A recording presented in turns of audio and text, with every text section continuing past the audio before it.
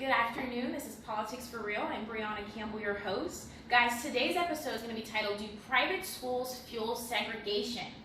Okay, so there's an article in the New York Times that speaks about the prevalence of segregation in private schools all around the United States. Apparently, it's an ongoing phenomenon where these private institutions are actually fueling they're fueling segregation on the basis of their policies, rules, and regulations. Okay, now when I read the article, I couldn't believe this because I thought that of any institution of all places that these private schools would be open to diversity. When you think about the amount of international students that come from all over the country, travel from all around the world just to go to private schools, I mean, how could they be racist or how could they promote segregation in any way?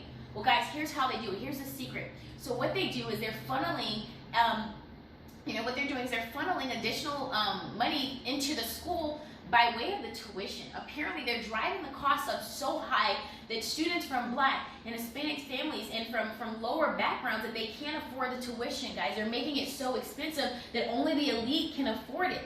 Now, people from all over the world would say that that is racism or that is segregation, but I would love to hear from you guys. For those of you who are fortunate enough to attend a private school, what would you say about that?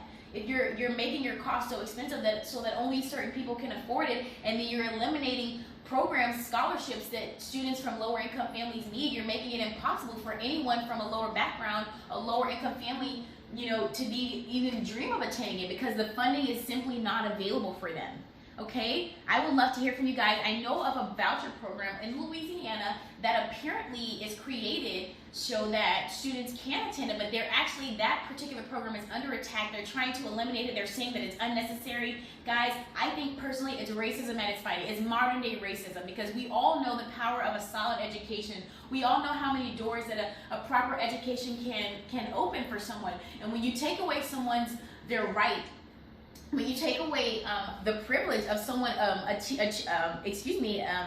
receiving a world-class education, then you are literally you're handicapping them.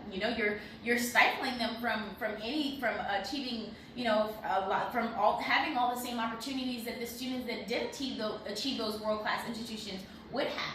Okay, so long story short, education is key. Education is power. Knowledge is power.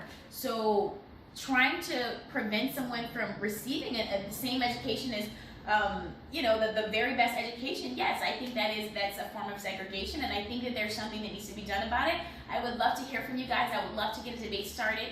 I know that was an earful, but I just wanted to give you guys a mini episode as to what's going on in the United States among many other things. This is a major issue. This is a very big problem right now, and we need to get on the phones. We need to get on the phone with the school boards. We need to go to the meetings, okay? Parents, you guys have to be very active and very present in your kids' lives so you can find out what's going on. Decisions are being made about your kids' future and their education, and you guys are missing out on it.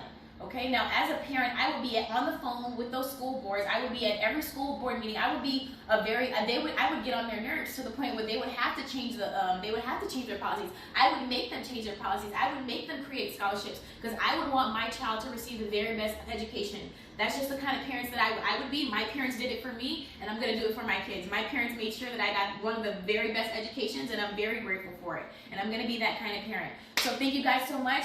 Guys, be good parents, be active in your kids' lives, be aware of what's going on in schools, in and out of schools, the decisions that are being made. Thank you guys so much for watching. This has been another episode of Politics for Real. I'm Brianna Campbell, your host. We'll see you next week.